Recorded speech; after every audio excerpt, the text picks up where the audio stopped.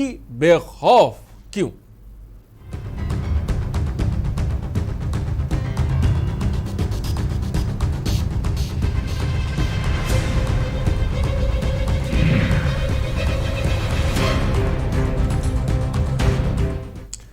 उत्तर प्रदेश में महिलाओं और लड़कियों के साथ ताबड़तोड़ जघन्य अपराध की वारदातें हो रही हैं।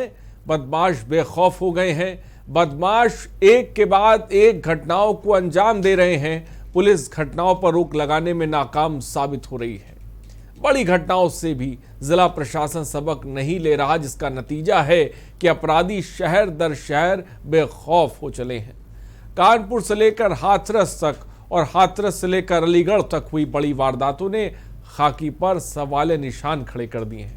सिस्टम से सवाल पूछने पर मजबूर कर दिया है कि आखिर अपराधी बेखौफ क्यों हैं। इसी मुद्दे पर आज हम सूबा बोलेगा में बात करेंगे। उससे पहले ये रिपोर्ट देखिए।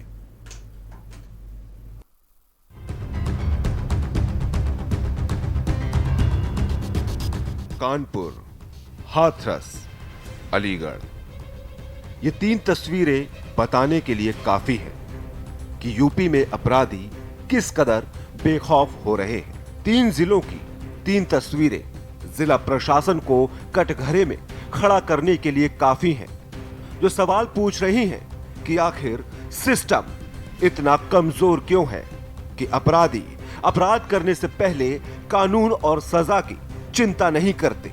कानपुर देहात के अकबरपुर कोतवाली के नेहरू नगर में रविवार रात किराएदार महिला सिपाही के पति ने मकान मालिक सभासद की पत्नी व बच्चों पर पेट्रोल डालकर आग लगा दी। उर्सला अस्पताल में उपचार के दौरान दोनों बच्चों की मौत हो गई, जबकि मां ने भी सोमवार शाम दम तोड़ दिया। अपराधी पुलिस की गिरफ्त में जरूर है, लेकिन बड़ा सवाल है कि अपराधी के दिल में आखिर कानून का खौफ क्यों नहीं है।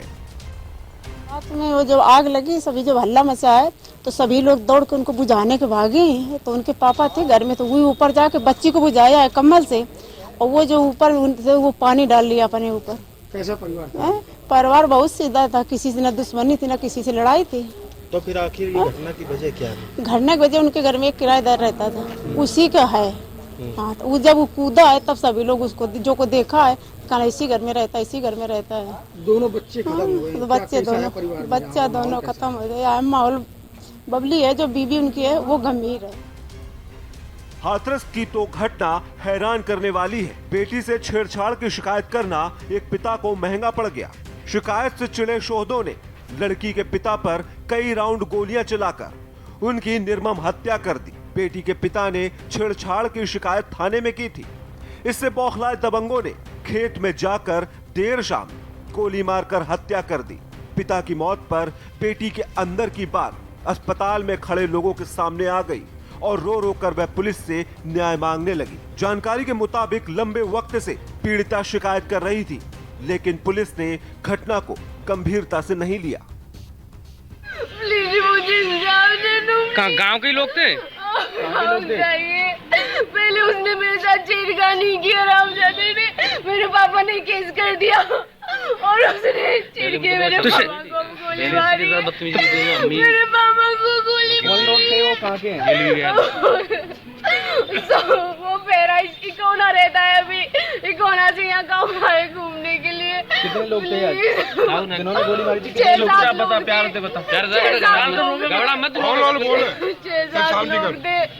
मेरे पापा को यहाँ गोली मार दी, यहाँ मार देता, यहाँ की गोली। अलीगढ़ में भी अपराधी बेखौफ है। अकबराबाद क्षेत्र के एक गांव में अपनी ननिहाल में रह रही 16 वर्षीय दलित किशोरी की हत्या कर शव गेहूं के खेत में फेंक दिया। जानकारी के मुताबिक मृतका किशोरी अपने खेत पर चारा लेने गई थी। ग्रामीणों ने किशोरी संग दुष्कर्म का भी अंदेशा जताया। अपराधियों के नाम उजागर नहीं होने से ग्रामीणों का गुस्सा भी देखने को मिला। ऐसी तस्वीरें कई जिलों से आ रही हैं, जो सवाल पूछ रही हैं सिस्टम से, जो सवाल पूछ रही हैं स्थानीय प्रशासन से, और सवाल पूछ रही हैं खाकी से कि अपराधी आखिर बेखौफ क्यों हो रहे हैं। क्यों पहली शिकायत पर ही खाकी एक्शन नहीं लेती? क्यों जिला प्रशासन ऐसी वारदातों से सबक नहीं लेता? सूबा पूछ रहा है, अपराधी बेखौफ क्यों हैं? स्पेशल डेस्क के न्यूज। तो सूबा पूछ रहा है कि अपराधी बेखौफ आखिर क्यों हैं? क्यों पहली शिकायत पर तत्काल कार्रवाई क्यों नहीं की जाती है? कई ऐसे सवाल हैं जिसकी वजह से ये अपराध का ग्राफ बढ़ता जा रहा है। बड़े शहरों में हो रही हैं बड़ी वारदातें, साथ ही साथ क्यों खाकी का इकबाल गिर रहा है, ये अपने आप में बड़ा सवाल है। अलीगढ़ में शोधे क्यों हुए बेलगाम, ये सवाल हम पूछ रहे हैं। कानपुर में सनकी का खूनी इंतकाम देखने को मिला है। अलीगढ़ में किशोरी महफूज क्यों नहीं है? कानपुर हो, हाथरस हो, अलीगढ़ हो, तमाम जगहों से एक ही जैसी खबरें निकल कर आ रही हैं। आखिर सूबे में वारदातों का सिलसिला थम क्यों नहीं रहा है? इसके लिए जिम्मेदार कौन है? ये अपने आप में कई ऐसे सवाल हैं जिनके जवाब इस वक्त हमें चाहिए। फिलहाल नंबर्स लगातार अभी थोड़ी देर में फ्लैश होंगे, आप कॉल कर सकते हैं, सूबा बोलेगा में अपनी बात रख सकते हैं। कानून व्यवस्था को लेकर आप क्या सोचते हैं? पुलिस के काम करने के तरीके पर आप क्या सोचते हैं? आप सूबा बोलेगा में अपनी बात को रख सकते हैं। फिलहाल इस वक्त हमारे साथ गेस्ट भी जुड़ रहे हैं, उनसे आपका तारुफ करा दे। तारा हसन सामाजिक कार्यकर्ता इस वक्त हमारे साथ जुड़ गई हैं, और भी गेस्ट हमारे साथ जुड़ेंगे, उनसे आपका तारुफ कराएंगे। नंबर्स भी लगातार फ्लैश होंगे, आप कॉल करिए, हमसे सवाल भी पूछ सकते हैं और अपनी बात भी आप रख सकते हैं। हम चाहेंगे कि आप अपनी बात रखिए ताकि कि आपकी बात हम सरकार तक पहुंचाएं। तारा हसन जी, सबसे पहले कानपुर, हाथरस, अलीगढ़ जो रिपोर्ट हमने दिखाई, इस तरह की खबरें हमारे सामने आई हैं, उनको लेकर सबसे पहले आप क्या कहेंगे? नहीं, देखिए, बिल्कुल जिस तरह से आपने भी सवाल खड़ा किया कि आखिर ये दरिंदे, ये अपराधी बेखौफ क्यों हैं और महिला को कब तक कॉमोडिटी समझा जाएगा? एक मजबूत कानून निर्भया के बाद महिलाएं अपने संघर्ष के द्वारा लेके आई, जो एक मजबूत कानून को उसका इम्प्लीमेंटेशन होना चाहिए था। 3000 करोड़ निर्भया फंड का इस्तेमाल सही जगह होना चाहिए था, जिससे कि इस तरह की दरिंदगी को रोका जा सके। और कानून का जब तक इम्प्लीमेंटेशन नहीं होगा, मैं बार बार कहती हूं, जब तक कन्विक्शन रेट नहीं बढ़ाया जाएगा तब तक अपराधियों में खौफ, इन दरिंदों में खौफ नहीं पैदा होगा। यानी बताइए, एक बच्ची के साथ ईव टीजिंग होती है, उसको हैरेस किया जाता है, और उसके पिता का एक सबसे बड़े लोकतंत्र में जो संविधान से चलता है उसमें शिकायत दर्ज कराने के ऊपर इतने बेखौफ है ये दरिंदे कि गोली मार देते हैं। एक बेटी के सर से पिता का साया छीन लेते हैं और महिलाओं को कॉमोडिटी समझते हैं। मुझे लगता है इसके खिलाफ सख्त एक्शन होना चाहिए, स्ट्रिंजेंट पनिशमेंट होना चाहिए, चाहे वो अलीगढ़ की घटना हो चाहे कानपुर की घटना हो। दोषियों को बख्शा नहीं जाना चाहिए। और इसके पीछे पुलिस से भी एक सवाल खड़ा होता है कि पुलिस इतनी अलर्ट क्यों नहीं है? पुलिस तुरंत ही जब FIR दर्ज होती है, जब कोई शिकायत लेके जाता है, तभी वो क्यों नहीं सतर्क हो जाती है? और उसका खौफ, खाकी वर्दी का खौफ इन दरिंदों में क्यों नहीं है? खाकी वर्दी का काम होता है कि दरिंदे अपराधी उससे डरे। भाई, एक समय था कि जब पुलिस जो है अपने कुछ लोग रखती थी जो मिंगल होते थे जाके सोसाइटी में, और वहां पता करते थे मोहल्ले में कौन लोग हैं, वो आके बताया करते थे, मुखबिर का नाम उनको दिया जाता था। वो आके पुलिस को इंफॉर्मेशन देते थे कि किस तरह के लोग इस मोहल्ले में रह रहे हैं, किस तरह की वारदात करते हैं, क्या करते हैं। पुलिस उससे सतर्क होती, तो जरा सा कोई वारदात होती थी, उनके पास डायरी होती है, उस डायरी के तहत पे वो उन लोगों को जो इस तरह के बदमाश प्रवृत्ति के होते उनको पकड़ते थे। लोगों में डर होता था, खाकी वर्दी का डर होता था। पुलिस जा जाके वहां के बेहतर लोगों से मोहल्ले के बैठती थी, बातचीत करती थी, समस्याओं को समझती थी। तभी तो मित्र पुलिस तभी होगी जब वो दरिंदों के खिलाफ होगी और जनता के साथ खड़ी होगी, तभी वो अपना काम करेगी। ये इंस्टीट्यूशन अपना काम तभी करेगा। तो मुझे लगता है यही बात तो जस्टिस वर्मा कमेटी जब गठित हुई थी तो उसका जिस्ट भी यही था कि institution and state will stand with women. Tara Hasan ji, मैं आपको रोकना चाहूंगा, एक दर्शक हमारे साथ श्याम जुड़ गए। श्याम अपनी बात को रखे, लखनऊ से हमारे साथ हैं। श्याम, क्या कहना चाहेंगे आप? जी सर, थैंक यू। मैं तो ये कहना चाहता हूँ कि इस तरीके से अपराधियों को तो कभी छोड़ना ही नहीं चाहिए। इन्हें तो अगर जैसे ही पता चले कि इसने ऐसा किया, इसको गोली मार देंगे। मेरा तो ये कहना है। ठीक है, बहुत बहुत शुक्रिया श्याम, हमसे जुड़ने के लिए, अपनी बात को रखने के लिए। मैं मानता हूँ कि श्याम जी ने जो बात की, लेकिन इसके बावजूद भी हमारे पास एक सिस्टम है, एक कानून व्यवस्था है जिसके तहत मुझे लगता है कि जो एक अपराधी को सज़ा खास तौर पे मिलनी चाहिए। ताहिरा हसन जी क्या कहेंगे आप? हाँ नहीं, मैंने कहा श्याम जी ने क्या कहा मैं सुन नहीं पाई, थोड़ा आप रिपीट कर दें। ताहिरा हसन जी, श्याम जी कह रहे थे कि भाई अपराधी को पकड़ के सीधे गोली मार देना चाहिए, लेकिन ये गलत है क्योंकि हमारे पास एक सिस्टम है, उसके तहत अपराधी को सजा मिलनी चाहिए। देखिए, ये श्याम जी का गुस्सा मैं समझ रही हूँ, किसी भी बाप का, किसी भी भाई का, सबके बेटी और बहनें हैं, सबका इसमें जो वो गुस्सा मैं समझ सकती हूँ, वो तकलीफ समझ सकती हूँ, उस पेन को मैं फील कर सकती हूँ। लेकिन देखिए, हम सबसे बड़ा लोकतंत्र है और वो संविधान से चलता है। मैं बार बार कहती हूँ, ये हमारे लोकतंत्र की खूबसूरती है। अगर लोग कानून को हाथ में लेने लगेंगे तो ये लोकतंत्र के लिए बहुत खतरनाक हो जाएगा। इसीलिए मैं बार बार कह रही हूँ कि इंस्टीट्यूशंस का काम है, ये पुलिस का काम है कि वो देखे वो अपराधी कहाँ कहाँ फैले हुए हैं, किस तरह के अपराधी हैं। ये हाथरस वाला तो कह रहे हैं कि इसको तस्दीक करेंगे कि शायद वो बेल पे था, वो बेल पे था कह रहे हैं। तो आप देखिए, इस तरह के लोगों का एक ब्यौरा जो है वो पुलिस को रखना चाहिए। और अगर उसके पिता खुद जा रहे हैं, FIR दर्ज करा रहे हैं, शिकायत दे रहे हैं, तो वहां पे शिकायत तुरंत लेने के बाद एक्शन में आना चाहिए पुलिस को। अगर पुलिस तुरंत एक्शन में आ जाएगी तो अपराधियों का जो हौसला है, ये जो दरिंदगी है, इस पे तभी जाके लगाम लग पाई। और मैं फिर भी कहूंगी, वो स्टेटमेंट्स पे भी एक्शन होना चाहिए जो महिलाओं को अंडरमाइन करते हैं। देखिए, हम अंतर्राष्ट्रीय महिला दिवस की तरफ 2 कदम बढ़ा चुके हैं। बस 8 मार्च को अंतर्राष्ट्रीय महिला दिवस है, हम सिर्फ सिंबॉलिक मनाएंगे क्या? हमने बहुत कुछ हासिल किया है, नो डाउट, लेकिन जिस तरह से महिलाओं के साथ हिंसा बढ़ रही है और उस पर रोक नहीं लग रही है, तो ये बात तो बड़ी शर्मनाक है कि आधी जमीन जो है, अगर वो डर के रहेगी, अगर उसको इस तरह से डराया जाएगा, इस तरह से दरिंदे जो है वो चोरी भी करेंगे और सीना चोरी भी, यानी कि गिफ्ट टीजिंग भी करेंगे, अभद्रता भी करेंगे। और अगर पिता खड़ा होगा या लड़की खड़े होकर कहेगी, उसके खिलाफ हेड ऑन लेगी, आवाज उठाएगी, तो उसकी आवाज को दबाने के लिए उसके पिता को मार देंगे। मतलब ठीक है, एक और दर्शक हमारे साथ ताहिरा हसन जी जुड़ गए, भूदेव शर्मा लखनऊ से। भूदेव जी क्या कहेंगे आप?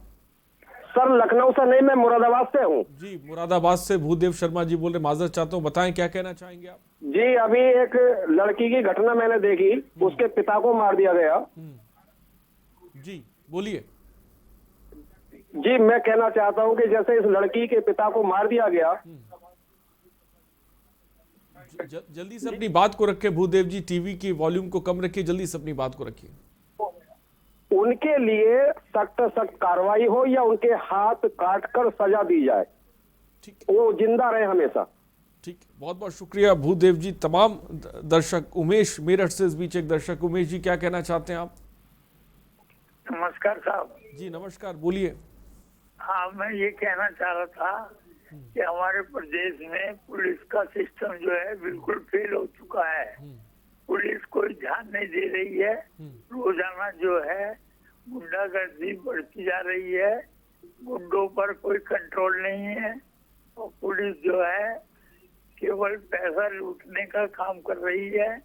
इसकी वजह से गुंडे पुलिस से डरते नहीं है और आपस में सेटिंग करके अपराधों को बढ़ावा दे रहे हैं और प्रशासन बिल्कुल ध्यान नहीं दे रहा है, केवल वो अपनी राजनीति में लगा हुआ है और उसे गुंडागर्दी से कोई मतलब नहीं है, जिसकी वजह से ये अपराध दिन पे दिन बढ़ते जा रहे हैं और पैसे का बोलबाला होता जा रहा है।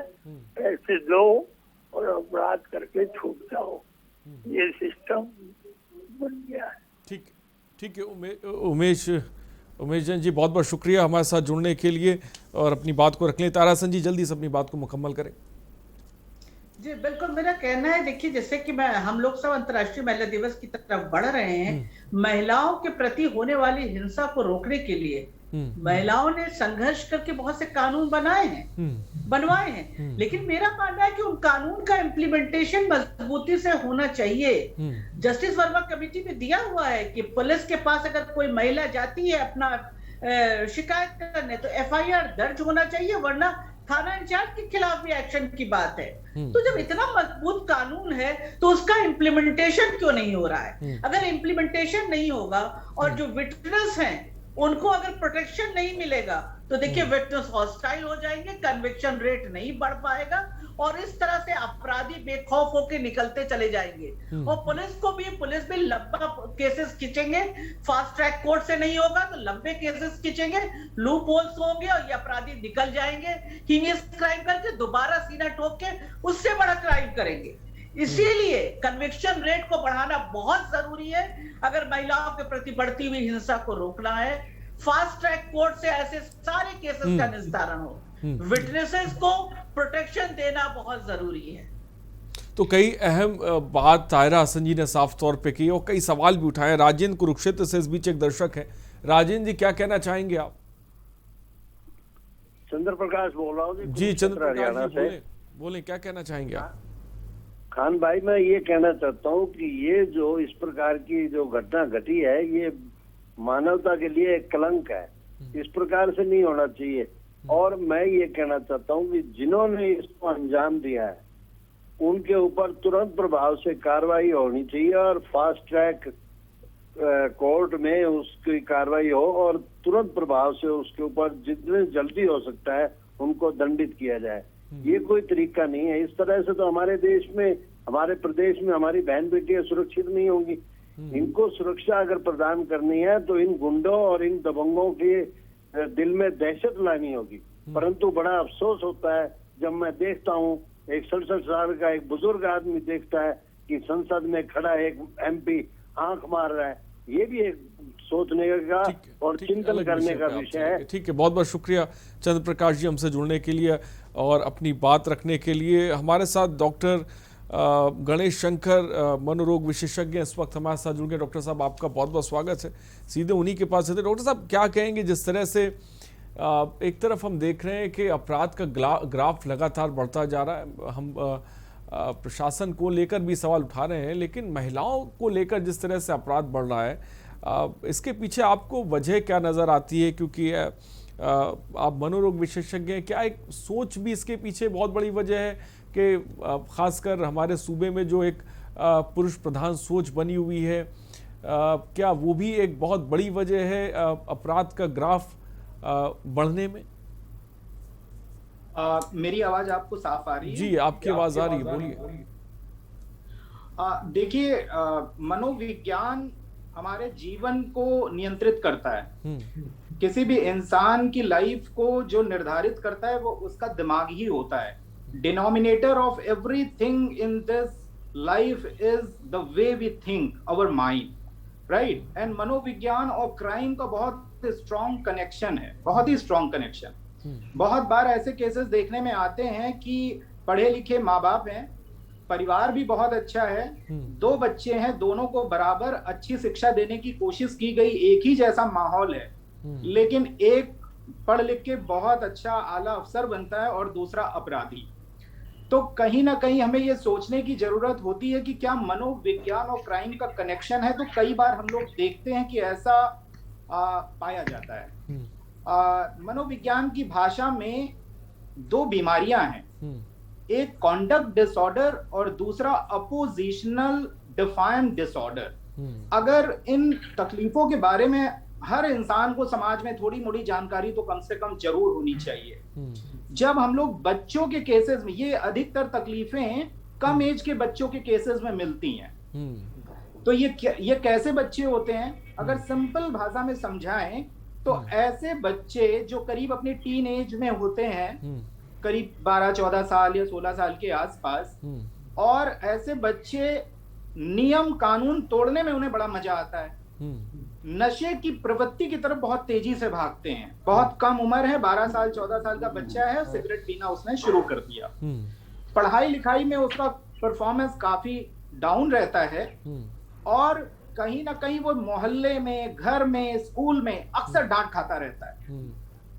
तो समझिए कि इन तकलीफों की संभावना होती है।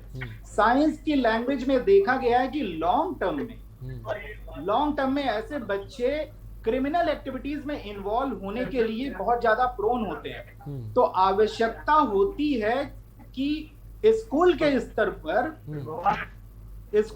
स्तर पर जरूर कोई ना कोई ऐसा सिस्टम होना चाहिए जिससे कि बच्चों का मनोवैज्ञानिक परीक्षण टाइम टू टाइम होता रहना चाहिए। सीबीएसई की गाइडलाइंस के अनुसार अब हर एक स्कूल को एक क्वालिफाइड साइकियाट्रिस्ट को रिक्रूट करना है, जिससे कि बच्चे की मनोदशा को समझा जा सके और वक्त रहते बच्चे को गाइड किया जा सके। इतनी दयनीय स्थिति है कि शायद ही कोई स्कूल है जी आज के टाइम में जो कि इस नॉर्म को डायरेक्टली क्लियरली फॉलो करता है।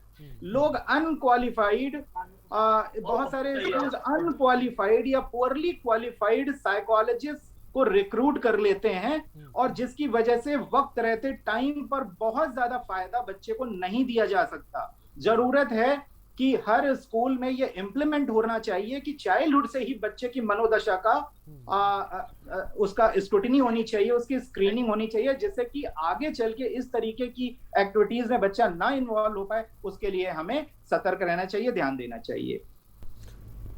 तो बड़ी बात डॉक्टर गणेश शंकर जी ने साफ तौर पे कही है कि भाई शुरुआत से ही जो खासकर बच्चों की जो मनोदशा है उसको लेकर एक अच्छे प्रोफेशनल टीचर की ज़रूरत होनी चाहिए, ताकि के बच्चों की जो मनोदशा है उसको शुरुआत से ही समझी जा सके, ताकि के आगे जाके जिस तरह से हम देख रहे हैं कि क्राइम का जो ग्राफ है बढ़ता चला जा रहा है। एक तरफ हम और ताहिरा हसन जी ये ज़रूर बात कर रहे हैं कि एक बहुत बड़ा हाथ कहीं ना कहीं इसमें सिस्टम का भी है।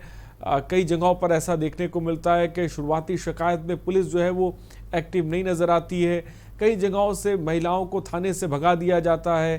ताहिरा हसन जी, मेरा सवाल है, हमने महिला हेल्प डेस्क बना ली है, महिला हेल्पलाइन बनी हुई है, लेकिन उसके बावजूद भी महिलाओं को लेकर जो क्राइम है वो नहीं कम हो रहा है। आपने जस्टिस वर्मा कमेटी का भी जिक्र किया, निर्भया कानून का जिक्र किया, पूरा कॉन्स्टिट्यूशन हमारे पास है। मैं मानता हूं कि वो सही तरह से ज़मीन पे इम्प्लीमेंट नहीं हो पा रहा है, लेकिन वो कदम जो हाल फिलहाल में उठाए जा रहे हैं महिलाओं को लेकर, उसका भी असर ज़मीन पर उतना नहीं देखने को मिल रहा है।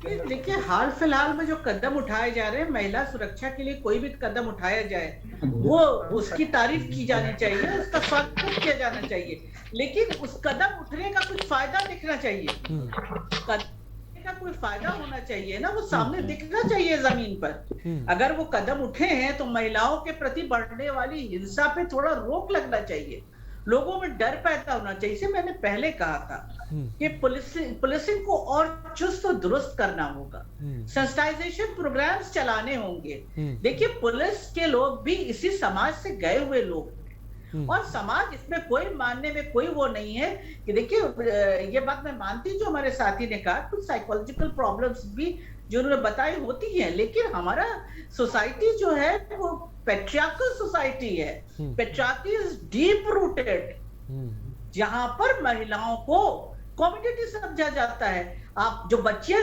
दुनिया में आए, इससे पहले उनका दम मां की कोख पे घोट दिया जाता है।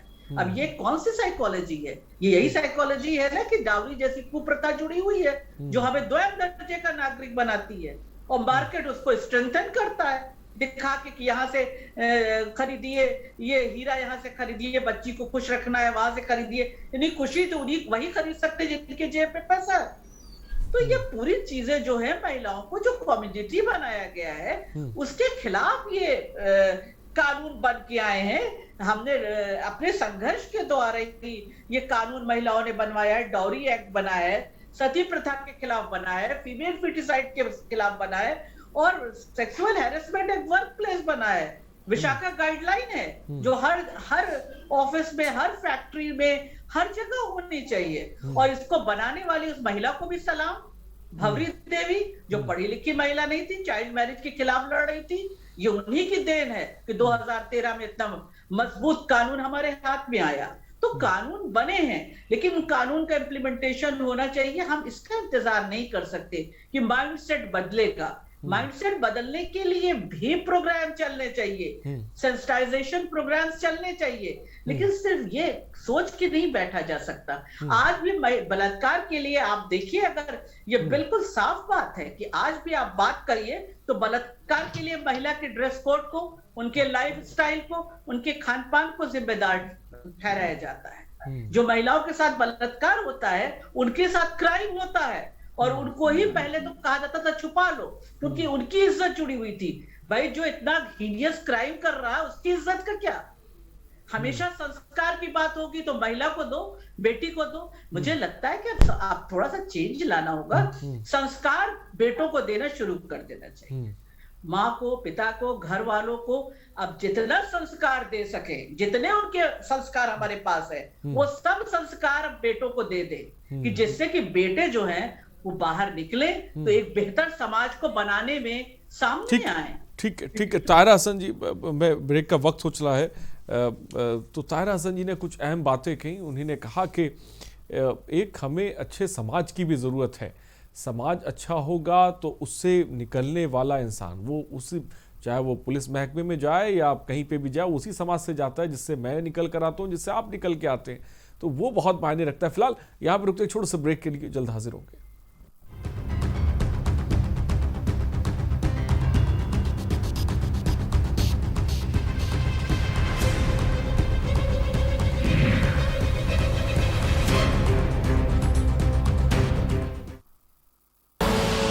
आप देख रहे हैं के न्यूज, खबरों का सारथी।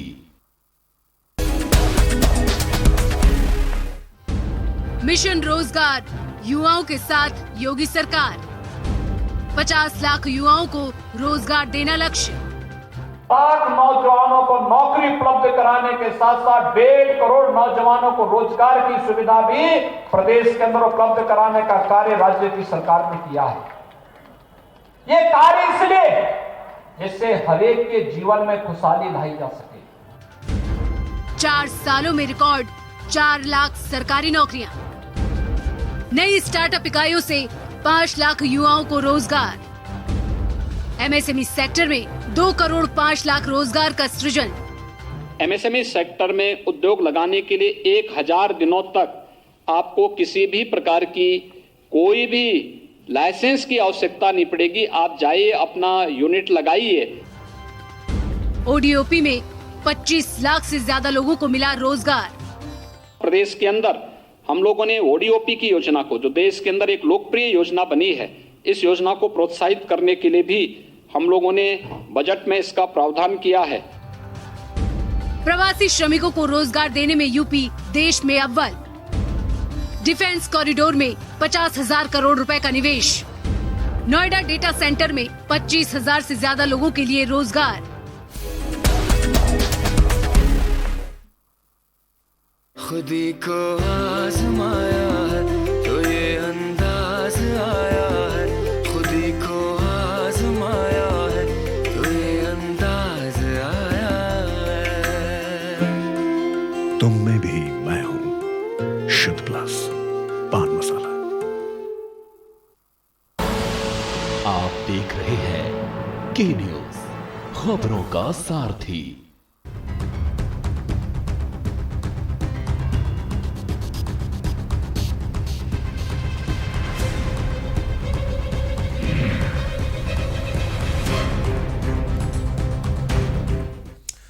तो अपराधी बेखौफ क्यों, ये सवाल हम उठा रहे हैं क्योंकि सूबे से कानपुर, हाथरस, अलीगढ़ से जिस तरह की वारदातें सामने आई हैं, इससे कई सवाल साफ तौर पे स्थानीय प्रशासन पर भी उठ रहे हैं। लेकिन उसके बावजूद भी हम एक मनोदशा समझने की भी कोशिश कर रहे हैं। हमारे साथ डॉक्टर गणेश शंकर जी भी। डॉक्टर गणेश शंकर जी, हम देख रहे हैं लोगों में अब सब्र बहुत कम हो गया। वो बदला लेने की जो प्रवृत्ति वो बड़ी ख़तरनाक हो चुकी है। ये बदला लेने की प्रवृत्ति क्या इतनी ख़तरनाक है कि एक अच्छे खासे इंसान को अपराधी बना सकती है? और आखिर ऐसा क्यों हो जाता है कि वो बदला लेने में इतना ज़्यादा वो हो जाता है कि किसी की हत्या तक कर दी जाती है, किसी का गला दे दिया जाता है, इस तरह की वारदातों को अंजाम एक इंसान दे बैठता है? देखिए, बदला लेना इंसानी बोला जाए तो कुछ हद तक तो इंसानी फितरत है। अगर किसी के साथ भी अगर हमें किसी ने कुछ अच्छी बात कही तो मुझे बड़ा अच्छा फील होता है, और अगर किसी ने मेरे साथ बुरा बर्ताव किया तो मेरा भी मन करता है कि मैं कुछ उसको ऐसा बर्ताव करूं, बोलूं या कुछ ऐसा करूं कि मेरे अंदर की भड़ास निकले। इसमें समझने की बात ये है कि कुछ चीजें नॉर्मल हद तक होती हैं और कुछ एबनॉर्मल हद तक। तो जो नॉर्मल हद तक चीजें हैं तो वो तो ठीक है, चल जाता है, इंसानी जज्बात हैं। लेकिन जब आउट ऑफ कंट्रोल चीजें हो जाएं, आउट ऑफ रिएक्शन चीजें होने लगे, तब हमें समझ में आना चाहिए कि ये क्रिमिनल एक्टिविटी है। और लोगों की वॉइस बीच में आ रही है, अगर म्यूट किया जा सके तो मैं अपनी बात कर पाऊंगा। जी गणेश शंकर जी, आप कहिए। तो मैं ये कह रहा था कि चलिए कुछ हद तक, जिसको हम लोग फिजियोलॉजिकल लिमिट कहते हैं, ये तो इंसानी जज्बात है, ठीक है, कोई बात बुरी लगी तो रिएक्ट करने का मन करता है। बट द थिंग इज कि कई बार चीजें एबनॉर्मल लेवल पर, इतनी एबनॉर्मल लेवल पर पहुंच जाती हैं जहां की क्राइम हो जाता है, क्रिमिनल माइंड उसमें अपीयर हो जाती है, क्रिमिनल साइकोलॉजी अपीयर होती है। समझने की बात ये होती है कि टॉलरेंस बहुत कम, हमारा साइकोलॉजिकल टॉलरेंस धीरे धीरे कम हो रहा है समाज का। कहां से हो रहा है ये? समाज में धीरे धीरे ग्रेजुअली अगर देखा जाए तो स्ट्रेस का लेवल बहुत हाई है। WHO की रिपोर्ट भी कहती है कि अब साइकोलॉजिकल प्रॉब्लम बहुत ज्यादा बढ़ गई हैं। आप आज से 10 साल पहले हम तनाव में हैं, हम स्ट्रेस में हैं, कितने लोग ये बात बोला करते थे? बहुत ही कम लोग। लेकिन आज छोटा सा बच्चा भी जानता है, आप उससे बात करिए तो कहता है मुझे बहुत स्ट्रेस हो रहा है। तो कहीं ना कहीं समाज में लोगों के जीने का नजरिया इतना तेजी से बदला है, टेक्नोलॉजिकल एडवांटेजेस मिली हैं, लेकिन साइकोलॉजिकल स्ट्रेस बहुत बढ़ गया है। मानसिक जो शांति है, दिमागी सुकून है, लोगों ने खो दिया है। यही कारण है कि कई बार आउट ऑफ प्रोपोर्शन रिएक्शन होता है। छोटी सी चीज को लेके इतना ज्यादा माइंड हमारा आउट ऑफ कंट्रोल होता है कि क्रिमिनल एक्टिविटी भी हो जाती है। बदला लेने की भावना, अगर किसी ने मुझे एक स्लैप किया तो मेरा मन करता है कि मैं मुझे स्टेप कर दूं। तो ये मेंटालिटी कहीं ना कहीं रोकने की जरूरत है, समझने की जरूरत है। प्रॉब्लम कहां होती है? प्रॉब्लम होती है कि अगर मेरे अंदर बहुत ज्यादा इस तरीके की फीलिंग्स आ रही हैं कि मुझे गुस्सा कंट्रोल नहीं होता है, मुझे टॉलरेंस डेवलप नहीं हो रहा है, गड़बड़ हो रही चीजें, तो मैं शेयर नहीं करता, ना अपनी फैमिली से, ना अपनी फ्रेंड्स से, ना अपने वेल नोन लोगों से। यहां पर प्रॉब्लम होती है। आप तो भूल जाइए कि लोग एक्सपर्ट के पास जाएंगे और साइकियाट्रिस्ट के पास जाएंगे राय लेने। आदमी अपने लोगों से ही राय नहीं लेता। साथ में एक और इंपॉर्टेंट चीज जोड़ना चाहूंगा, स्पोर्ट्स का बहुत बड़ा रोल है। एग्रेशन, इनर एग्रेशन और स्ट्रेस स्पोर्ट्स से बहुत हद तक कंट्रोल किया जा सकता है। कम्युनिटी लेवल पर ऐसे बहुत सारे प्रोग्राम, प्रशासन के द्वारा बहुत सारे प्रोग्राम यंग जनरेशन के लोगों के लिए रखने चाहिए, जिसमें कि वो खेल के, आउटडोर गेम्स खेल के अपना एग्रेशन निकाल सके। तब उनमें टॉलरेंस थोड़ा बेहतर लेवल पे डेवलप हो सकता है। बहुत सारे और भी बिंदु हैं, लेकिन मुख्य तौर पे मैं इस पे ही फोकस करना चाहूंगा। स्पोर्ट्स का बहुत बड़ा रोल है। अल्कोहल एक सेकंड बहुत इंपॉर्टेंट पॉइंट है। अधिकतर क्राइम अल्कोहल के नशे में हुए हैं। आप देखिएगा कि बहुत बार ऐसे केसेस आए हैं जहां बाद में पाया गया क्रिमिनल उस समय अल्कोहल लिया हुआ था उसने। तो अल्कोहल को इतना ग्लैमराइज कर दिया है बॉलीवुड ने कि आजकल कोई भी बॉलीवुड का सॉन्ग देखिए तो अल्कोहल ले लेना is in trend, is an in thing. मैं गणेश शंकर जी आपके पास आऊंगा। जसवंत इस बीच एक दर्शक है। जसवंत जी अपनी बात को रखें आप। हेलो जी जसवंत जी, क्या कहना चाहेंगे आप? हाँ, मैं ये कहना चाहता हूँ, देखिए यूपी में बदमाश इतने बेखौफ हो गए हैं कि उन्हें किसी की परवाह नहीं। जब तक नेताओं, माफियाओं और अपराधियों का ये ट्रायंगल खत्म नहीं होगा तब तक जो है कुछ नहीं हो सकता। आप देखो, लड़कियां चारा लेने जाती हैं, पता चलता है वो तो मार के डाल दी है। इतने बेखौफ हो गए हैं कि लॉ एंड ऑर्डर चाहे। ठीक है जसवंत जी, बहुत बहुत शुक्रिया। तो जसवंत जी भी एक दर्शक हमारे साथ जुड़े थे जो अपनी बात को रख रहे थे। क्राइम को लेकर इसमें कोई दो राय नहीं है कि एक बहुत बड़ी वजह ये भी नज़र आती है कि भाई स्थानीय प्रशासन का सही तरह से काम नहीं करना। दूसरी ये भी हम चीज़ें देखते हैं जो महिलाओं पर अपराध बढ़ रहा है, इसको लेकर कहीं ना कहीं एक पुरुष प्रधान जो सोच है वो भी कहीं ना कहीं जिम्मेदार नज़र आती है। और एक बात जो इस वक्त गणेश शंकर जी कह रहे हैं, एक मनोदशा को भी समझना बहुत ज़रूरी है, इसकी वजह से भी क्राइम का ग्राफ लगातार बढ़ता जा रहा है। क्योंकि अपराध को लेकर जब भी सवाल प्रशासन से किया जाता है तो उसका कहना है कि भाई ये तो एक मानव प्रवृत्ति है, ये तो क्राइम तो रुक ही नहीं सकता है। फिलहाल गणेश शंकर जी अपनी बात को मुकम्मल करें आप। जी, मैं यही कह रहा था कि इसमें अल्कोहल का बहुत बड़ा रोल है। अल्कोहल, अधिकतर क्राइम देखे गए हैं कि उस समय जो अपराधी था वो नशे की अवस्था में था। अल्कोहल इतना इजीली अवेलेबल है, अल्कोहल इतना ग्लैमराइज किया गया है बॉलीवुड के द्वारा कि हर जगह अल्कोहल, हर सॉन्ग आप देखेंगे तो आजकल अल्कोहल से जैसे में सामाजिक स्वीकार्यता मिली हुई है।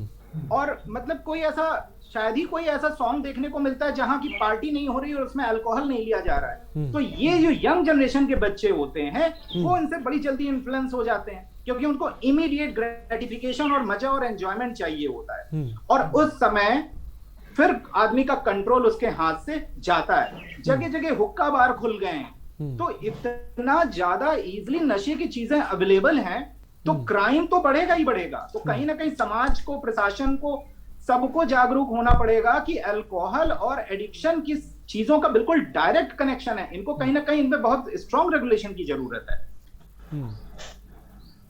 ठीक है, तारा सिंह जी क्या कहेंगे आप? नहीं, बिल्कुल, जब मैं इनकी बात से सहमत हूँ कुछ हद तक कि ये सब जो हुक्का बार वगैरह खुल रहे हैं, यहाँ पे जो यंग लोग हैं उनकी एनर्जी को सही तरह से चैनलाइज नहीं होती। ये एक बात है, क्योंकि ट्रांजिशन पीरियड होता है टीन्स का जो, तो उसमें उनकी एक एनर्जी होती है जिसको सही डायरेक्शन में चैनलाइज करना भी काम है, कि उनको चैनलाइज करना चाहिए। तो मोस्टली जैसे मैंने आपसे कहा, जेंडर इनइक्वालिटी जो हमारे यहाँ है, वहाँ लड़कियों का तो बहुत देखा जाता है, बेटों पे बहुत तवज्जो इस तरह की नहीं दी जा सकती, नहीं देते हैं कि वो देर में आते हैं, कोई बात नहीं, कहाँ से आ रहे हैं, क्या है। बेटी का है कि वो जो है वो सूरज ढलने से पहले घर के अंदर आ जाए। और ज्यादातर महिला जो पुरुष है, पुरुष प्रधान समाज में, वो गाइडलाइन बनाते हैं महिला की सेक्सुअलिटी को कंट्रोल करने के लिए कि 10 से 5 आप सुनेंगे तो लोग कहते हैं 10 से 5 महिलाओं का जॉब है। और ये हम लोग काम करते हैं महिलाओं में, ये आज भी कहते हैं लोग 10 से 5 है, यानी 5 के बाद जो काम कर रही है महिलाएं, जो इंजीनियर हैं, डॉक्टर हैं, साइंटिस्ट। मैं आऊंगा काजू कुमार, इस वक्त एक दर्शक पटना से हमारे साथ हैं। काजू कुमार जी अपनी बात को रखें। जी, क्या कहना चाहते हैं आप, बोलिए। जी, बिहार में भी बहुत इस तरह का है जी, इधर भी बहुत हो रहा है।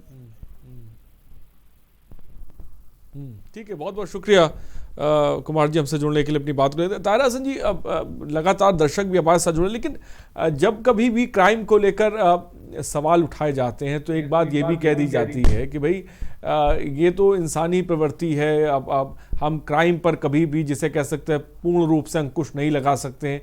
इस लाइन को लेकर कितना सहमत है? एक तरफ तो हमारे पास सिस्टम है, पूरा पुलिस महकमा है, हमने एक पूरा सिस्टम बना रखा है, लेकिन दूसरी तरफ ये भी बात कह के पल्ला झाड़ा जाता है। क्या ये बात कितनी मायने रखती है?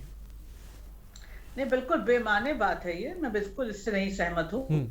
क्राइम पर टोटल तो आप नहीं कंट्रोल कर सकते, मैं इस बात से सहमत हो सकती हूँ, लेकिन आप ये कह, महिलाओं पे इस 21st सेंचुरी में जब हम बात कर रहे हैं, महिला सशक्तिकरण की बात हो रही है चारों तरफ, उस समय महिलाओं की अस्मिता को रौंदा जाए और ये कहा जाए इसको कैसे रोका जाए? इसको रोका जाएगा कानून से। ये सबसे बड़े लोकतंत्र में कानून से रोका जाएगा। समाज का भी अपना काम है, जैसे मैंने कहा, समाज को भी अपना दायित्व निभाना पड़ेगा, उसको माइंडसेट चेंज करने के लिए उसमें भी काम होना चाहिए। लेकिन इस तरह से जो महिलाओं की, मैंने कहा ना, सेक्सुअलिटी को कंट्रोल करने का है, वो आज भी चल रहा है। और महिलाएं अब काम करने निकल रही है, अब वो नहीं कह रही है। अभी पुरुष प्रधान समाज में नो महिला का नहीं एक्सेप्ट किया जाता है। तो बहुत सी जगहों पे आप देखिए, लड़कियों ने नो कहा तो उन्होंने बदला ले लिया, उनको मारा या तो उनके साथ बलात्कार किया। ये उनके बलात्कार में बार बार कहती हूँ, कोई प्यार की चीज नहीं है या कोई वो है, ये एक पुरुष प्रधान समाज के पास एक हथियार है महिला के आत्मसम्मान और आत्मबल को तोड़ने के लिए, कि तुम मेरी आंख में आंख डाल के कैसे बात करोगी, तो वो काम कैसे करोगी, वो जॉब कैसे करोगी जो पुरुषों के लिए है। तो ये एक सोच है। लेकिन मैं फिर कहूंगी कि ये लड़ाई ये जो संघर्ष है महिलाओं का, वो पुरुषों के खिलाफ नहीं, गैर बराबरी के खिलाफ बराबरी का संघर्ष है, उनके अस्तित्व का, हमारे अस्तित्व का संघर्ष है, हमारे वजूद का संघर्ष है, हमारी आइडेंटिटी का संघर्ष है। और तमाम जकड़बंदियां जो रिचुअल्स हैं जो महिलाओं को दोयम दर्जे का बनाते हैं, उनको तोड़ने का है संघर्ष। फिलहाल कैलाश झांसी से इस बीच एक दर्शक है। कैलाश जी, अपनी बात को रखें। भाई साहब, ये सत्ता है कि उत्तर प्रदेश में जो है कि पुलिस का इकबाल बिल्कुल खत्म हो चुका है। ना बहन बेटियां सुरक्षित हैं, ना शरीफ आदमियों का जीना बिल्कुल बुरा हो चुका है, जी नहीं सकते हम लोग। भाई साहब, हम हमेशा आपके पास मुद्दा उठाते रहेंगे क्योंकि मेरी भी उम्र अब 60 साल की हो चुकी है। 60 का पैदा हूँ मैं। मेरे बेटे की भतीजे की 6/12/20 में बरुआ सागर जिला झांसी में हत्या हुई थी। मैंने आपको आज शायद 5वीं 6वीं बार बता रहा सर आपको अजहर सर। आज तक अपराधी फरार हैं, ना तो उनके ऊपर 82-83 कार्रवाई हुई, ना आज तक मुल्जिमानों पर पकड़ा गया, ना उन पर इनाम घोषित हुआ। श्रीमान जी, हम लोग ऐसे कब तक मरते रहेंगे, आप बताएं सर। आप लोग भी मेरा मुद्दा उठाएं कि ठीक कैलाश जी, बहुत बहुत शुक्रिया हमसे जुड़ने के लिए। तमाम दर्शक हमारे साथ जुड़े। कैलाश जी भी हमेशा हमारे साथ जुड़ते हैं और अपनी बात को रखते हैं, और किस तरह से अभी तक अपराधियों पर पुलिस ने कार्रवाई नहीं की, वो हमेशा सुबह बोलेगा में कॉल करके हमसे ये बात कहते हैं। और इस वक्त यूपी सरकार की अहम प्रेस कॉन्फ्रेंस आ रही है, मैं सीधे आपको लखनऊ लेके चला जा रहा है, उसमें भी कमी नहीं लाई जा रही है। ढूंढ कर अगर कहीं पर भी है तो कोरोना के संक्रमण को निकालकर उसका समुचित इलाज किया जा रहा है। 24 करोड़ की संख्या में से अभी तक प्रदेश सरकार लगभग 18 करोड़ 44 लाख से अधिक व्यक्तियों की या तो जांच करा चुकी है या उनसे व्यक्तिगत रूप से संक्रमण के लक्षणों का उनसे पता लगा चुकी है। इससे, इस रणनीति से इसका परिणाम यह है कि अभी प्रदेश में कल 105 मामले आए थे। कुल 2082 कोरोना के एक्टिव मामले हैं। देश में कई प्रदेशों में ये संक्रमण पुनः बढ़ा है।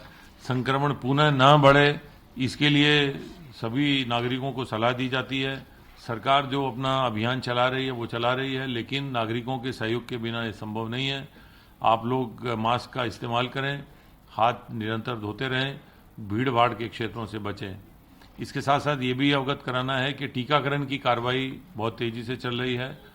पहले और द्वितीय चरण में जो कि स्वास्थ्य वर्कर्स और फ्रंटलाइन वर्कर्स को वैक्सीनेशन होना था, उनको द्वितीय चरण का वैक्सीनेशन भी प्रारंभ होने वाला है। इसके साथ साथ 60 साल से अधिक और 45 और 60 साल के बीच के जो कोमॉर्बिडिटी वाले मामले हैं, उनमें भी अभी कोविन 2.0 पोर्टल शुरू हो गया है, जहां पर रजिस्ट्रेशन कराया जा सकता है। और कल माननीय मुख्यमंत्री जी ने स्वयं भी जहां पर ये आम नागरिकों के लिए टीकाकरण हो रहा था, उस स्थल का निरीक्षण भी किया था। उन्होंने उसके बारे में जानकारी भी ली थी। ये निर्देशित भी किया था कि जो आम लोगों को सरकारी अस्पतालों में जो टीकाकरण हो रहा है उसको जारी रखा जाएगा, और पूरी शिद्दत से, पूरी उसकी मेहनत से और सभी सावधानियों को रखते हुए टीकाकरण आम लोगों का कराया जाए। इस प्रकार ये तो कोरोना की स्थिति थी। कोरोना की स्थिति सामान्य, प्रदेश में सामान्य होने से सभी गतिविधियां सामान्य हो रही हैं। कंटेनमेंट जोन भी अब कम होकर 871 रह गए हैं, और कुल कंटेनमेंट जोन में जो कोरोना पॉजिटिव लोग हैं उनकी संख्या 1931 है। प्रदेश में सभी गतिविधियां सामान्य होने से औद्योगिक गतिविधियां भी सामान्य हो रही हैं। प्रदेश में सभी औद्योगिक इकाइयां क्रियाशील हैं, और प्रदेश सरकार द्वारा भारत सरकार के आत्मनिर्भर पैकेज के अंतर्गत विभिन्न बैंकों से समन्वय करके लगभग 4,38,000 MSME इकाइयों को 11,945 करोड़ रुपए के ऋण वितरण कराए गए हैं, जिससे कि उन्हें कोरोना के समय में जो कठिनाइयां आई थी वर्किंग कैपिटल की, कार्यशील पूंजी की, वो निकल के अपना तेजी से उत्पादन शुरू कर पाएं। इसी के साथ साथ प्रदेश सरकार द्वारा नई मिशन रोजगार जो चलाया जा रहा है, उसके अंतर्गत सरकारी नौकरियां, स्वरोजगार के अंतर्गत नौकरियां और निजी उद्योगों के माध्यम से नौकरियों के अधिक से अधिक अवसर पैदा करने का प्रयास, एक अभियान चलाया जा रहा है। इसी क्रम में प्रदेश सरकार द्वारा बैंकों से समन्वय करके 8,67,000 नई MSME इकाइयां प्रदेश में वर्तमान वित्तीय वर्ष में स्थापित कराई गई हैं, जिसके लिए बैंकों द्वारा लगभग 30,840 करोड़ रुपए के ऋण वितरण किए गए हैं। इस प्रकार यदि देखा जाए तो वर्तमान वित्तीय वर्ष में 13,05,000 एमएसएमई इकाइयों को बैंकों द्वारा 42,785 करोड़ रुपए के ऋण वितरण किए गए हैं। ये एमएसएमई इकाइयों को जो ऋण वितरण किए गए हैं, ये जो इकाइयां स्थापित हुई हैं, इनसे 30 लाख से अधिक युवाओं को नौकरियां मिली हैं और ये प्रक्रिया और तेज की जा रही है ताकि अधिक से अधिक उद्योगों को लगाकर निजी क्षेत्र में भी रोजगार के अवसर पैदा किए जाएं। वहीं दूसरी ओर सरकारी विभागों, निगमों, आयोगों सबको निर्देशित किया गया है कि वो तेजी से अपना पारदर्शिता के साथ सरकारी नौकरियों, विभागों में, निगमों में उनको जो रिक्त पद हैं उनको भरने की प्रक्रिया तेज करें ताकि अधिक से अधिक रोजगार के अवसरों का सृजन किया जा सके। उद्योगों, औद्योगिक इकाइयों, निवेश से कृषि में जो उन्नति हुई है, कृषि में जो उत्पादन बढ़ा है और जो सरकार द्वारा निवेशोन्मुख नीतियां लाई गई हैं, उसी का परिणाम है कि प्रदेश अब देश की दूसरी बड़ी अर्थव्यवस्था बन गया है। 2017 में ये देश की 5वीं बड़ी अर्थव्यवस्था थी, अब 5वीं से ये देश की दूसरी बड़ी अर्थव्यवस्था बन गया है और ये एक उत्तर प्रदेश के लिए एक बहुत सम्मान की बात है कि कभी पिछड़े क्षेत्रों में, पिछड़े प्रदेशों में गिने जाने वाला उत्तर प्रदेश अब देश की दूसरी बड़ी अर्थव्यवस्था बन गया है। प्रदेश सरकार द्वारा किसानों को न्यूनतम समर्थन मूल्य दिलाए जाने का अभियान चलाया जा रहा है। इस क्रम में धान खरीद का कार्यक्रम चलाया गया था, जो कि 28 फरवरी को धान खरीद का कार्यक्रम समाप्त हो गया है और ये आपको अवगत कराना था कि इस बार 668 लाख क्विंटल यानी 66.83 लाख मीट्रिक टन धान खरीदा गया है, जो कि पिछले साल इसी अवधि में खरीदे गए धान से 1.5 गुना अधिक है। और प्रदेश में अब तक सरकार द्वारा खरीद जब भी किसी भी सीजन में की गई है, किसी भी वर्ष में की गई हो, इस वर्ष की खरीद सबसे अधिक है, सर्वाधिक है। तो यूपी सरकार की प्रेस कॉन्फ्रेंस इस वक्त आप सुन रहे थे, जहां पर वैक्सीनेशन प्रोग्राम को लेकर वो तमाम तरह की जानकारी दे रहे थे। फिलहाल हम अपने कार्यक्रम की तरफ आगे बढ़ते हैं। जो अपराधी बेखौफ क्यों है, जो हम सवाल उठा रहे हैं, जिस तरह से क्राइम का ग्राफ लगातार बढ़ता जा रहा है, कानपुर, हाथरस, अलीगढ़, उस तरह की तमाम खबरें के न्यूज़ लगातार आपको दिखाता भी रहता है। सवाल स्थानीय प्रशासन पर हैं, सवाल सिस्टम पर भी उठते हैं, जो सवाल ताहिर हसन जी ने साफ तौर पर उठाए और कई दर्शक भी हमारे साथ लगातार जुड़ रहे हैं, अपनी बात को रख रहे हैं। और डॉक्टर गणेश शंकर जी ने भी साफ तौर पर क्योंकि वो मनोरोग विशेषज्ञ हैं, तो एक मानसिक तौर पर चीज़ों को समझाने की कोशिश करी कि आखिर क्यों क्राइम बढ़ रहा है और कैसे अगर हम बचपन से ही अगर एक बच्चे की दिमागी जहनियत को समझें तो चीज़ों को कम किया जा सकता है। डॉक्टर गणेश शंकर जी, मैं ये समझना चाहूँगा, आपने एक तरफ कहा कि हमें हर स्कूल में एक ऐसे टीचर की ज़रूरत महसूस हो ज़रूरी है जो बच्चे की मनोदशा को समझे, लेकिन हम ये देख रहे हैं घरों का माहौल भी ऐसा लगता है बहुत इसमें मायने रखता है, क्योंकि कई जगहों पर ऐसा देखने को मिलता है कि और हम देख भी रहे हैं ये चीज़। देखिए, कानपुर देहात से खबर है, बच्चों पर पेट्रोल डालकर जो है जिंदा जला दिया गया, पत्नी को आग के हवाले कर दिया गया, 16 वर्षीय दलित किशोरी के जो है अलीगढ़ में हत्या कर दी जाती है। तो इसको लेकर आप साफ तौर पे क्या कहेंगे कि एक कहीं ना कहीं पारिवारिक माहौल भी कहीं मायने रखता है इसमें? बिल्कुल 100% अली, आपने बिल्कुल सही पॉइंट उठाया। देखिए, पेरेंटिंग का बहुत बड़ा रोल है। अगर कुछ भी बच्चे पर ध्यान न दिया जाए तब भी बच्चा पल जाता है और बड़ा हो जाता है, लेकिन एक सही परवरिश बच्चे के ब्रेन के सॉफ्टवेयर का डिजाइन करती है। दुर्भाग्य क्या है कि पेरेंटिंग के सही सिद्धांत शायद अभी तक चीजें लोगों को समझ में ही नहीं आई, और वही कहीं ना कहीं कुछ कारण होते हैं कि बहुत ही कम उम्र से बच्चे नियमों को तोड़ना, नशे की प्रवृत्ति की तरफ जाना और यहां तक कि क्रिमिनल एक्टिविटीज में भी इन्वॉल्व हो जाना शुरू कर देते हैं। बचपन में ब्रेन का डिजाइन बन रहा होता है, इसे ठीक किया जा सकता है, लेकिन एक बार जब ये फुल फॉर्म हो जाता है, एज 25-30 साल हो गई, सोचने का तरीका बन गया, ब्रेन का सॉफ्टवेयर ने अपना डिजाइन ले लिया, तब बड़ा मुश्किल है। तो यहाँ पेरेंटिंग का बहुत बड़ा रोल है। मैं ताहिरा मैडम से बिल्कुल सहमत हूं कि समाज को समझना चाहिए कि जैसे there should be no discrimination between boys and girls, लड़की और लड़की में हर तरीके से समानता होनी चाहिए। जेंडर इक्वेलिटी बहुत इंपॉर्टेंट है, जेंडर सेंसिटिविटी बहुत इंपॉर्टेंट है। तो बचपन से ही हमें अपने बच्चों को इस तरीके से परवरिश देनी चाहिए कि बच्चा सेंसिटिव हो लोगों की, दूसरे की इमोशनल नीड के लिए। ये नहीं कि अगर कुछ दर्शक अब आगे मैं जाऊंगा कि उनकी प्रतिक्रिया भी ले। राजेंद्र झारखंड से इस बीच हमारे साथ है डॉक्टर गणेश शंकर जी। राजेंद्र जी अपनी बात को रखें। हाँ सर, हम हजारीबाग से बोल रहे हैं। जी बोलिए। जी नमस्कार, बताएं। सर मेरा कहना है, हाँ बोलिए जल्दी से अपनी बात को रख के, वक्त की थोड़ी सी कमी है। हाँ सर, हम बोल रहे हैं सर। हाँ सर, अंधा को अंधा मिले, अंधा को अंधा मिले तो राह दिखावे कौन, और गांठ को गांठ मिले तो गांठ खोले कौन। सर ये जो कानून व्यवस्था है सर, हम तो बार बार मांग करते हैं कि मौत के बदले तुरंत मौत की कानून बनाया जाए। और 70 साल से दिन दहाड़े रोज 10 को 20 को मर्डर होता है, लेकिन कानून का भय नहीं है। मौत के बदले मौत का कानून बनाया जाए। मैं आपके माध्यम से सरकार से मांग करता हूँ, क्यों नहीं बनाता है सरकार? सरकार चाहती है कि लोग मर जाए, रोज 1-1 मिनट में गोली मार दिया जाता है। चलते फिरते कैसा कानून है आपका? एक कानून बनाने वाला अंधा, कानून लागू करने वाला अंधा, कानून पालन करने वाला अंधा, सब कानून आपका अंधा है। मौत के बदले मौत का कानून बनाया जाए, कल हत्या रुक जाएगा। ठीक है, बहुत बहुत शुक्रिया राजेंद्र जी हमसे जुड़ने के लिए। प्रमोद एक दर्शक इस बीच हमारे साथ है। प्रमोद अपनी बात को रख सकते हैं आप। हेलो जी प्रमोद जी, क्या कहना चाहेंगे आप? मैं ये कहना चाह रहा हूँ, अभी मैं आपने न्यूज पे देख रहा हूँ एक प्रोग्राम, अजय साहब बोल रहे हैं, बात कर रहे हैं ये हाथरस वाले कांड की। क्या कभी दोषी को दंड मिला गया आज तक? किसी भी सरकार हो, सरकार किसी की भी हो, कभी न्याय मिलता किसी को क्या? बड़ी बात प्रमोद जी ने साफ तौर पे कही। फिलहाल बहुत बहुत शुक्रिया। आरती इस बीच हमारे साथ जुड़ गई। आरती जी अपनी बात को रखें। आरती जी अपनी बात को रख सकती हैं। हेलो जी, क्या कहना चाहेंगे आप? जल्दी से बोलें। नमस्कार सर। जी नमस्कार, बोलिए।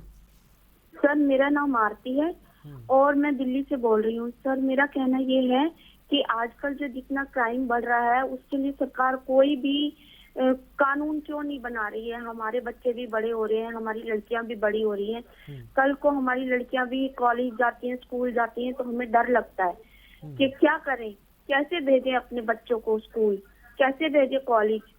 और सर मैं दरखास्त करती हूँ अपनी प्रधानमंत्री जी से कि सर हमारी आवाज वहाँ तक पहुँचे और कोई ऐसा कानून बनाए जिससे हमारी बच्चे, हमारी लड़कियां जो है सुरक्षित रहें। इतने कानून बनाने के बावजूद भी आजकल कोई भी बच्चा महफूज नहीं है। जरा सा मौका लगता नहीं कि अपराधी धाक लगा के बैठे होते हैं। पता नहीं चलता वो घर के अंदर है, पता नहीं चलता वो बाहर है। लेकिन मैं चाहती हूँ चाहे वो घर का हो या बाहर हो, उनके लिए कड़ी से कड़ी सजा प्रदान करे, ऐसा कोई कानून बनाया जाए। ठीक है आरती जी, बहुत बहुत शुक्रिया। तो कानून तो हमारे पास है, लेकिन सही तरह से उसका इम्प्लीमेंट नहीं होता है। ये एक बहुत बड़ी दुर्भाग्य की बात है, जो एक बहुत बड़ी वजह भी माना जा रहा है कि क्राइम के ग्राफ का बढ़ना। गणेश शंकर जी जल्दी से अपनी बात को पूरा करें। जी, मैं बस कुछ शब्दों में अपनी बात ये रखना चाहूंगा कि परिवार को बहुत ही सेंसिटिव होना चाहिए कि मुझे अपने बच्चे की कैसी परवरिश देनी है। उसका सबसे बड़ा सिद्धांत होता है कि पहले हम खुद एक अच्छे इंसान बने। अगर मैं खुद नशे में लिप्त हूं या मैं कुछ इस तरीके की एक्टिविटीज में लिप्त हूं कि जो मेरा बच्चा देख के ही बड़ा हो रहा है, तो उसको मैं कैसे एक क्रिमिनल बनने से रोक पाऊंगा। तो कहीं ना कहीं पेरेंटिंग की खुद भी जरूरत है, कुछ सिद्धांतों को समझने की जरूरत है। साथ में जरूरत है कि आपके प्रोग्राम के माध्यम से मेरा एक टेक होम मैसेज है कि सारे लोग जो कार्यक्रम सुन रहे हैं, आप एक चीज के लिए बहुत सेंसिटिव हो जाएं कि आपका बच्चा जिस स्कूल में पढ़ रहा है, आप हमेशा प्रिंसिपल से बात करें कि क्या मेरे बच्चे को देखने के लिए एक well qualified clinical psychologist recruited है या नहीं। काउंसलर नहीं, काउंसलर की बात नहीं कर रहा मैं। आप सवाल पूछिएगा कि क्या वो एमफिल पीएचडी की हुई क्लिनिकल साइकोलॉजिस्ट मेरे बच्चे को समय समय पर देखती हैं या नहीं देखती हैं। तीसरा है कि बच्चा नशे की प्रवृत्ति की तरफ जा रहा हो तो हमेशा आप एक साइकोलॉजिस्ट से मिलें या डॉक्टर से मिलें। हम लोग बैठे हुए हैं बच्चों को देखने के लिए, उनकी मदद के लिए। ये जो मनोरोग विशेषज्ञों की फील्ड है, ये कोई पागलों के डॉक्टरों की फील्ड नहीं है। समाज को अपनी सोच बदलनी पड़ेगी। वक्त रहते आप लेके आएंगे तो निश्चित तौर पर हम लोग उस लेवल पर हेल्प कर पाते हैं जहां पर आप सोच भी नहीं सकते।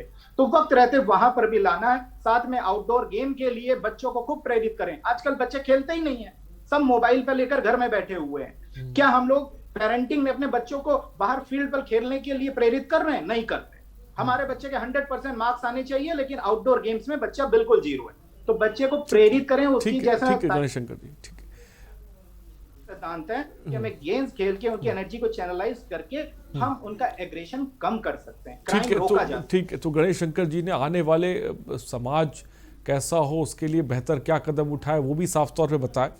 ताहिरा हसन जी ने साफ तौर पे बताया कि महिलाओं को लेकर सशक्त कानून बनाए गए हैं, और मैं मानता हूं कि कई सरकार ने मौजूदा वक्त में अच्छे कदम भी उठाए हैं, लेकिन उसके बावजूद भी मैं मानता हूं कि क्राइम का जो महिलाओं के प्रति क्राइम का ग्राफ है वो थम नहीं रहा है, वो लगातार बढ़ता जा रहा है। जस्टिस वर्मा कमेटी की बात कही, निर्भया कांड को लेकर जो तरह के कानून बनाए गए तमाम बातों पर ताहिरा हसन जी ने साफ तौर पर रोशनी डाली। लेकिन एक तस्वीर, एक हकीकत वो भी है, जो तस्वीर हम आपको रिपोर्ट के तौर पे भी लगातार दिखा रहे हैं, जो क्राइम को लेकर ग्राफिक भी चल रहा है। फिलहाल बहुत बहुत शुक्रिया ताहिरा हसन जी हमसे जुड़ने के लिए। डॉक्टर गणेश शंकर जी आपका बहुत बहुत शुक्रिया हमसे जुड़ने के लिए। तमाम दर्शकों आपका ही बहुत बहुत शुक्रिया हमसे जुड़ने के लिए। तो क्राइम का ग्राफ बढ़ रहा है, सरकारें आती हैं जाती हैं, अधिकारियों के ट्रांसफ़र भी होते रहते हैं, लेकिन ये अपराध का ग्राफ कम नहीं होता है। ये अपराध का ग्राफ कैसे कम होगा, ये अपने आप में बड़ा सवाल है, जिसको समझने की हमने कोशिश करी कानूनी तौर पर भी और साफ तौर पर एक मनोवैज्ञानिक तौर पर भी। फिलहाल सुबह बोलेगा में इतना ही। बने रहिए हमारे साथ। नमस्कार।